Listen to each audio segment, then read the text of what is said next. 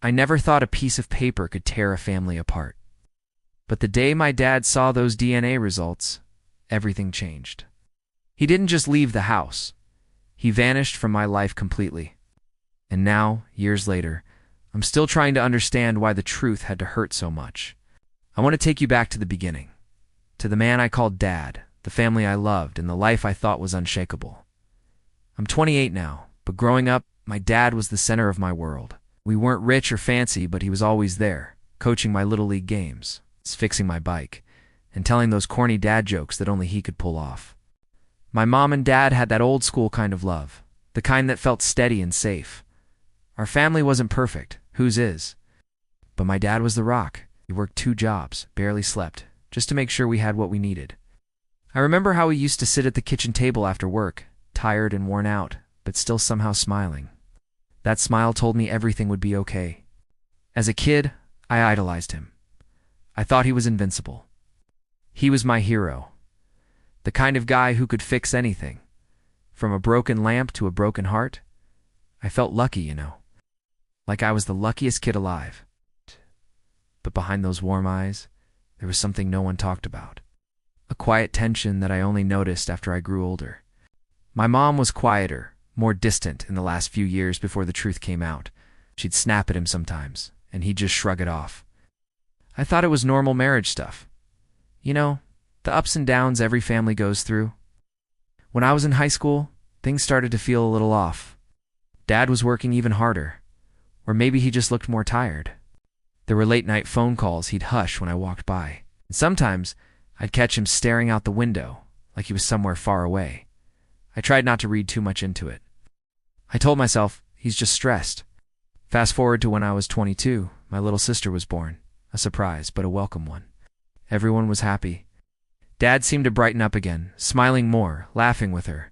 But then, that's when the cracks started showing in ways I didn't expect. My sister, this tiny bundle of joy, looked nothing like Dad. At least, that's what people whispered behind closed doors.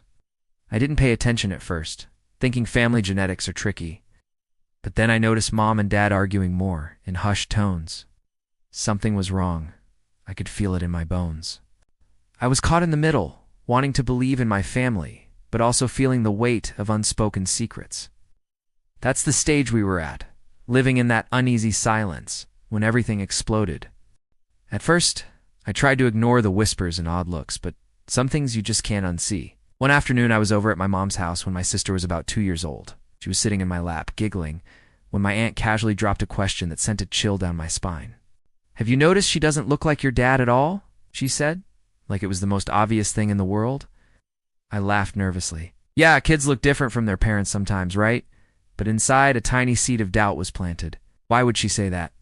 And if it was true, why was no one talking about it openly? Then came the day I dreaded without knowing it. The day my sister started asking about her real dad.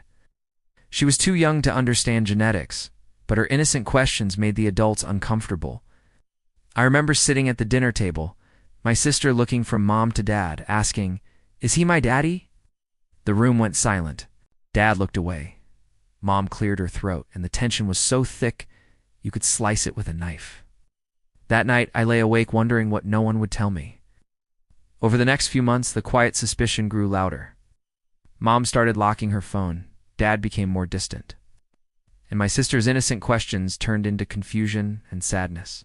One evening, after a particularly tense family dinner, I confronted my mom. "Is something wrong?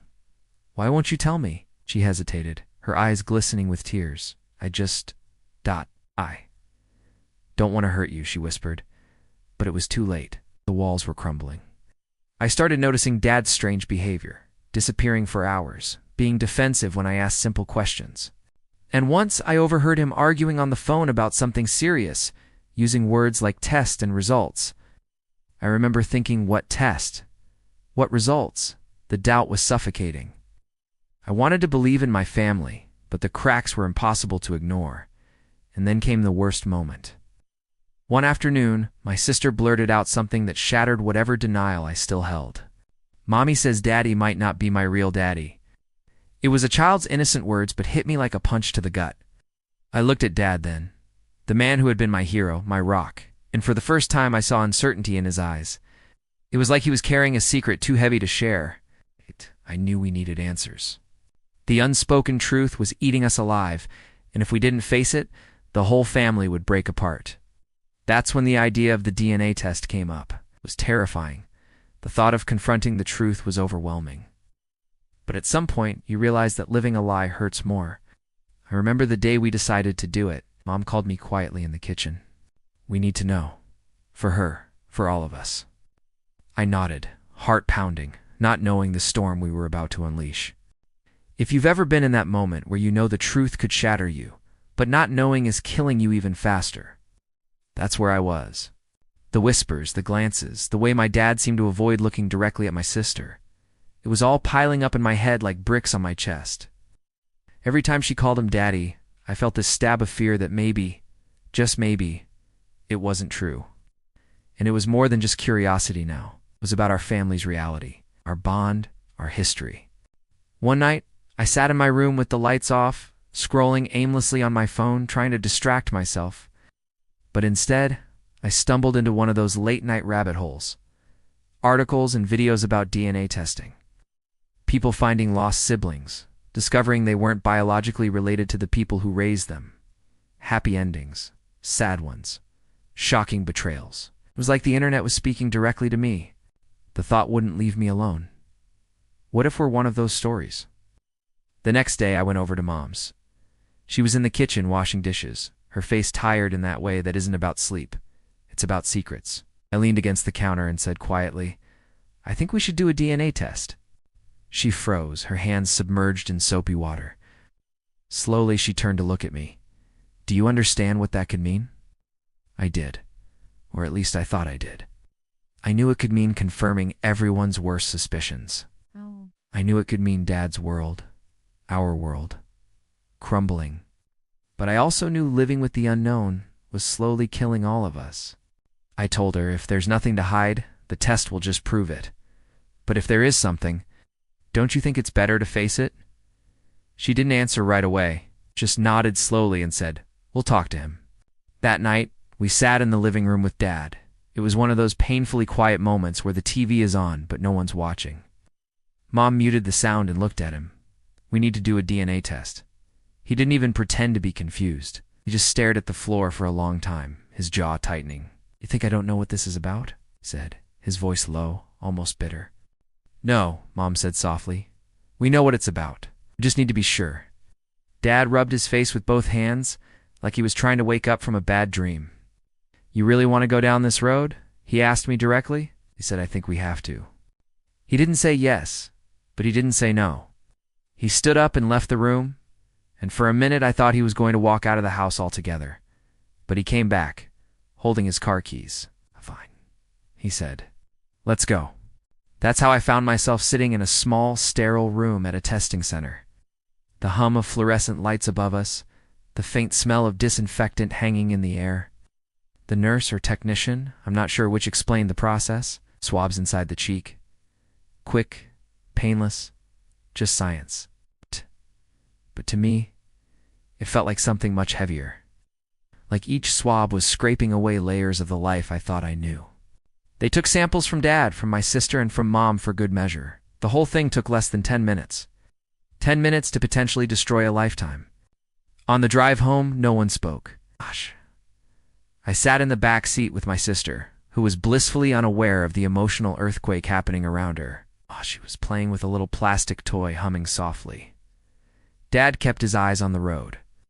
Mom stared out the window like the world outside was more interesting than this suffocating silence. When we got home, Dad went straight to the bedroom, heard the door close, then lock.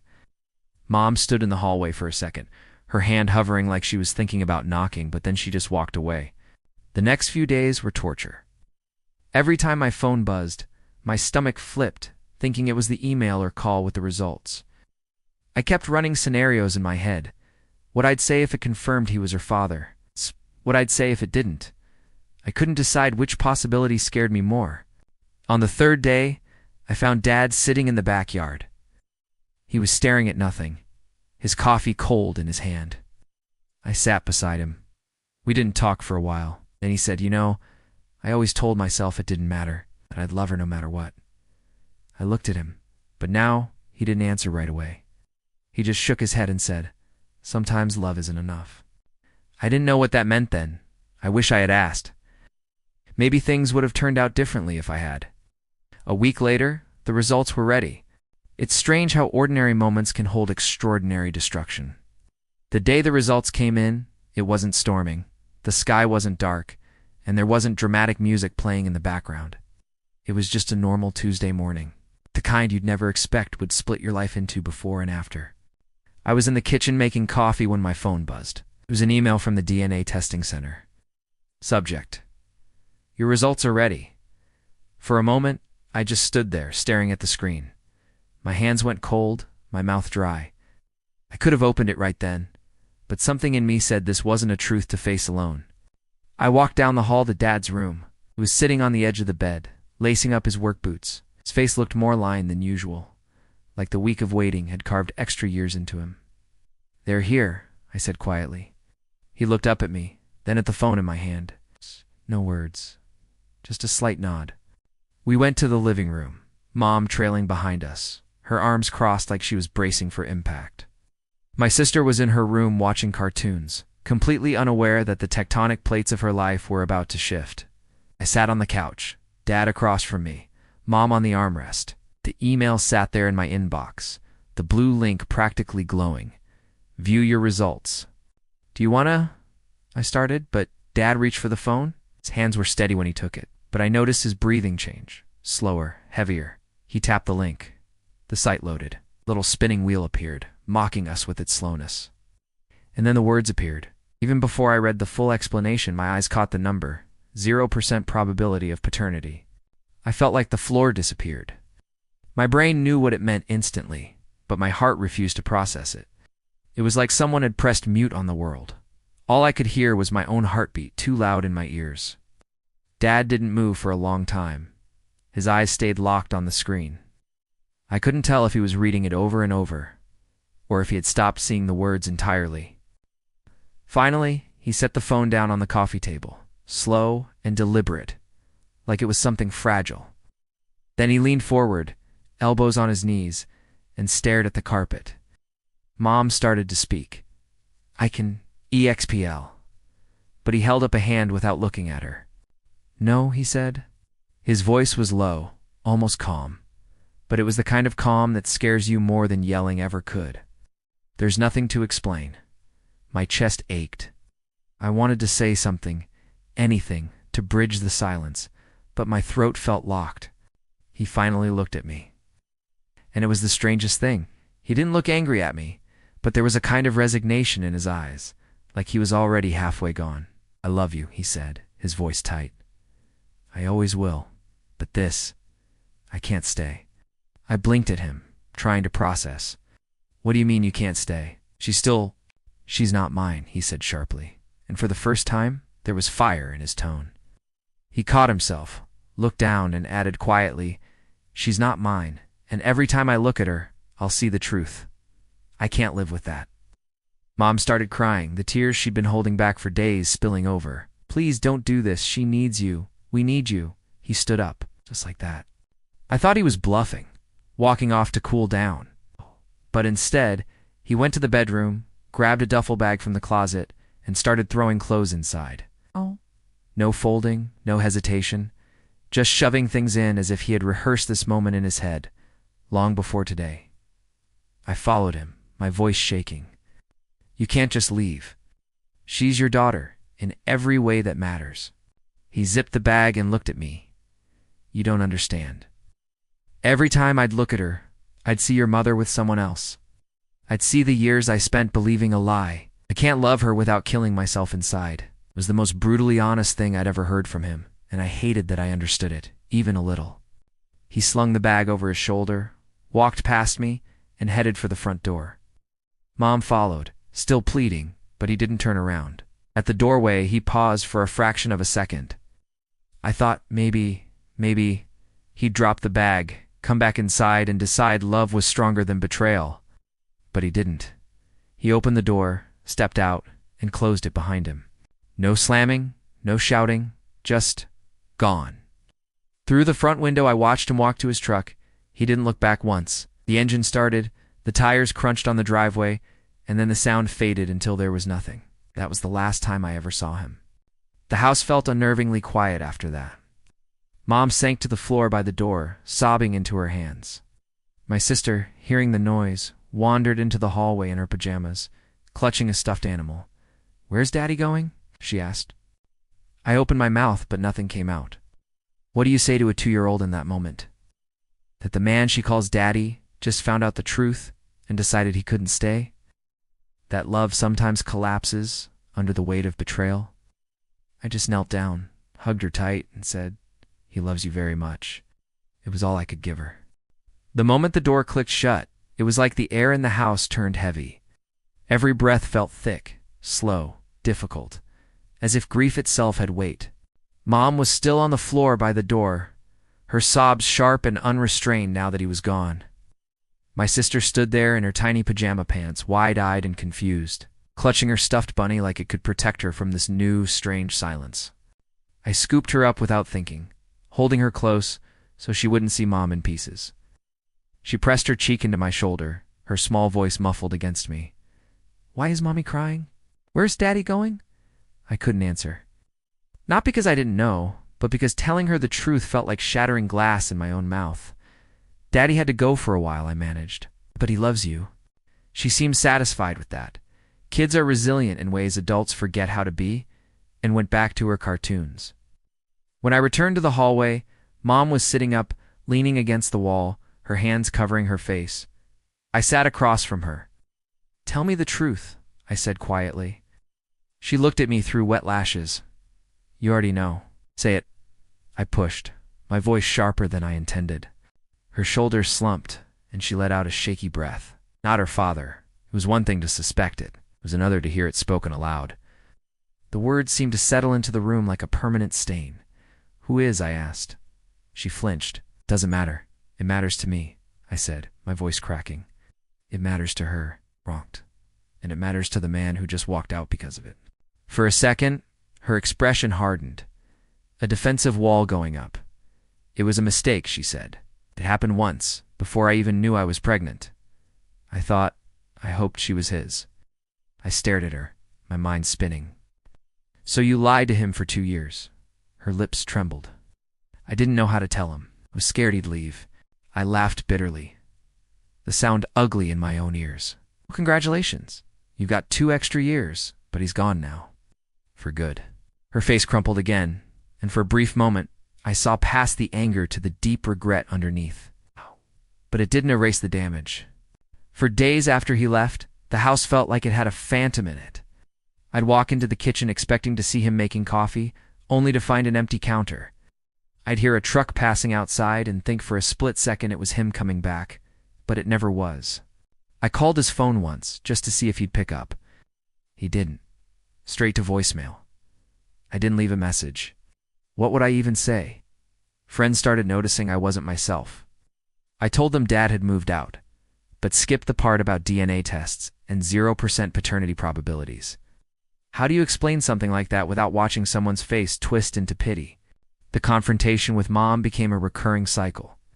Every time I looked at her, I saw both the woman who raised me and the woman who detonated our family with a single secret. One night after my sister had gone to bed, we ended up in the kitchen, both too restless to sleep. The clock ticked loudly in the quiet.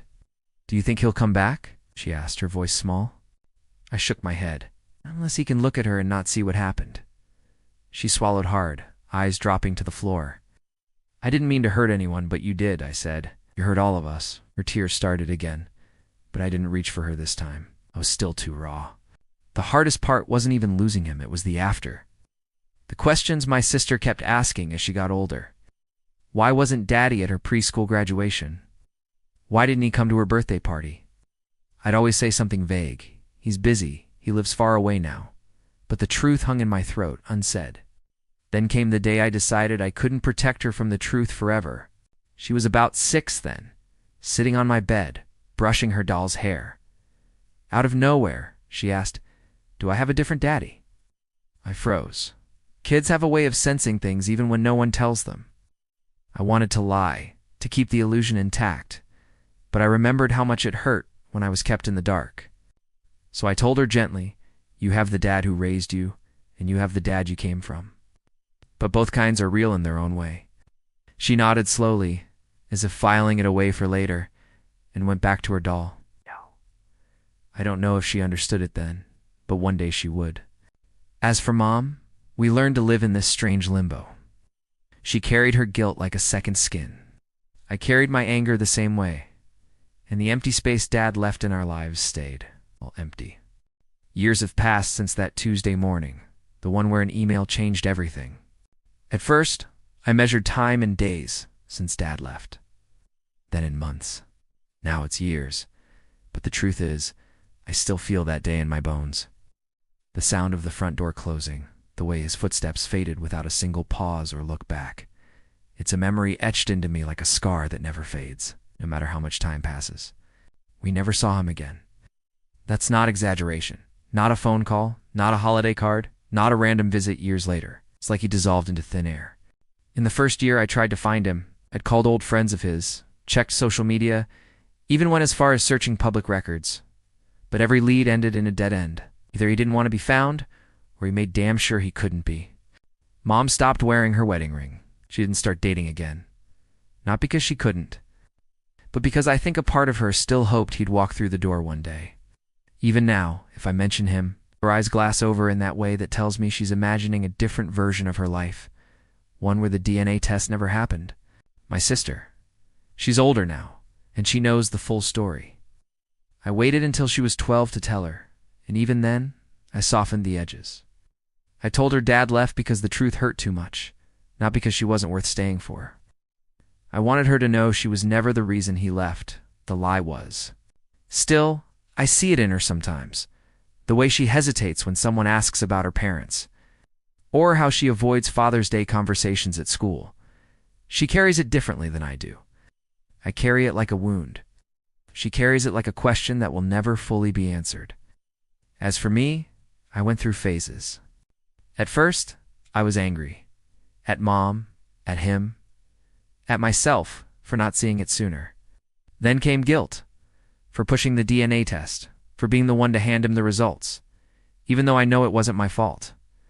Eventually, I reached a kind of numb acceptance. People talk about closure like it's this neat, wrapped-up package you get after enough time passes. But closure isn't real, at least not in the way people think. You don't close the door on something like this. You just learn to live with it open, knowing the draft will always be there. I learned a lot about truth in those years. People say the truth will set you free, but they leave out the part where it can also shatter everything you thought was solid. The truth didn't set our family free. It broke it apart, but maybe in a way that was still necessary. Lies have a way of eating through the foundations, even if you can't see the cracks at first. I've also learned that DNA doesn't define a father. Love does. And while the man who raised my sister for her first 2 years chose to leave, that doesn't erase the love he gave her in those moments. Those mornings he fed her breakfast, the times he rocked her to sleep, they were real. She was loved, even if it didn't last. I've made peace with the fact that I might never hear from him again, if he ever watches these words. If, by some strange chance, this story reaches him, I hope he knows I don't hate him. I understand, maybe not completely, but enough to see the pain he must have felt in that moment. Sometimes I think about an alternate timeline where he stayed, where the DNA results came in, and instead of packing a bag, he decided love was enough. Would we have been happier? Or would the unspoken resentment have poisoned the years that followed? I'll never know. Now, when I think about that day, I don't just see the moment he left. I see what came after. I see Mom trying to hold it together, even when her eyes were swollen from crying. I see myself stepping into a role I wasn't ready for, becoming part sibling, part parent to my sister. I see her growing up strong, resilient, and fiercely independent because life taught her early that sometimes people leave, but you can still stand on your own. If you're listening to this and you've been through something similar, here's what I'll tell you. The truth is heavy, but lies are heavier. You might not like what you find, and you might lose people because of it. But at least you'll be standing on solid ground instead of sand. And love, real love, isn't about biology. It's about the choice to stay, to show up, to keep loving even when it's hard. That's a lesson my dad, or the man I thought was my dad, didn't teach me by staying, but by leaving. I wish I could end this story with a happy reunion. I wish I could say he came back, that we sat down and talked, that my sister got to hug him again. But life isn't a movie, and sometimes the ending you get is just the one you're left with. So now when people ask about my dad, I tell them the truth. He's not in my life anymore. And if they press for more, I just smile and say, it's complicated because it is. And it always will be. But here's the thing. Complicated doesn't mean broken beyond repair. My sister is thriving. Hey. My mom, for all her mistakes, is still here. Still fighting for the family she has left, and me. I've learned that surviving the truth is its own kind of strength. I'll carry that forever. And when I look at my sister now, I don't see betrayal or loss. I just see her. Her laughter, her stubbornness, her resilience. Not defined by the man who left, but by the life she's building anyway. That's the ending I choose to focus on. Final impact line. Now, I look at my sister, and I see only love. Not the man who walked away, but the truth that taught us we could still stand without him.